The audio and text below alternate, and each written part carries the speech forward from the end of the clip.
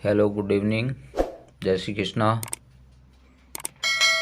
कक्षा 8 पाठ 16वां, पानी की कहानी के प्रश्नोत्तर। तो देखिए, कक्षा 8 के पाठ 16वें के प्रश्नोत्तर। जैसे देखिए, पहला प्रश्न क्या दे रखा है, लेखक को ओस की बूंद कहाँ मिली। लेखक को बेर की झाड़ी पर ओस की बूंद मिली। जब लेखक झाड़ी के नीचे से गुजर रहा था तो ओस की बूंद उसके कलाई पर गिरी और सरक कर हथेली पर आ गई।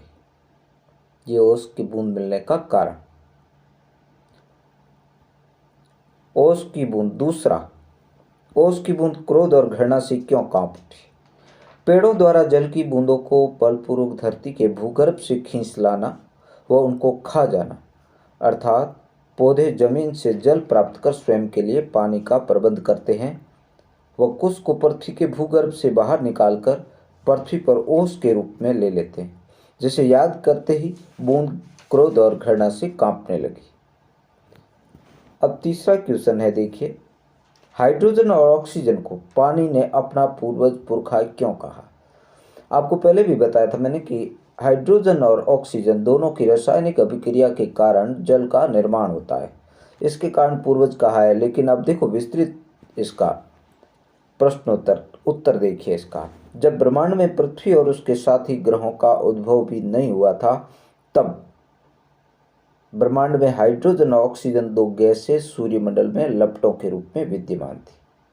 किसी उल्का पिंड के सूर्य से टकराने से सूर्य के टुकड़े हो गए और उन्हीं टुकड़ों में से एक टुकड़ा पृथ्वी रूप में उत्पन्न हुआ और इसी ग्रह में ऑक्सीजन और हाइड्रोजन के बीच रासायनिक क्रिया हुई और इन्होंने आपस में मिलकर अपना प्रत्यक्ष अस्तित्व गंवा दिया और पानी को जन्म दिया। इसलिए बूंद ने इन दोनों को, नीचे एक लाइन छूट गई है, इसलिए बूंद ने इन दोनों को अपना पूर्वज कहा है। ठीक है। पानी की कहानी के आधार पर पानी के जन्म और जीवन यात्रा का वर्णन अपने शब्दों में करना है। तो सीधी बात है, पानी की कहानी है जिसका जन्म कैसे हुआ। पानी का जन्म हाइड्रोजन और ऑक्सीजन के बीच रासायनिक प्रक्रिया द्वारा होता है। ये दोनों आपस में मिलकर अपना अस्तित्व समाप्त कर जल के रूप में विद्यमान हो जाते हैं। सर्वप्रथम बूंद भाप के रूप में पृथ्वी के वातावरण के इर्द गिर्द घूमती रही, तत्पश्चात ठोस बर्फ के रूप में विद्यमान हो जाती है। समुद्र से होती हुई गर्म धारा में मिलकर ठोस रूप को त्याग कर जल का रूप धारण कर लेती है। ये इसकी कहानी है। अब कहानी के अंत और आरंभ के हिस्से को आप स्वयं पढ़कर बताइए कि ओस की बूंद लेखक की आप बीती सुनाते हुए किसकी प्रतीक्षा कर रही थी। तो आपको बताइए कि ओस की बूंद सूर्य उदय की प्रतीक्षा कर रही थी कि सूर्य उदय होते ही वो आंखों से ओझल हो जाएगी, यानी गायब हो जाएगी, गर्मी पाकर उष्मा बन जाएगी, भाप के रूप में जाएगी। तो आज के प्रश्न हम इतने तक ही दे रहे हैं।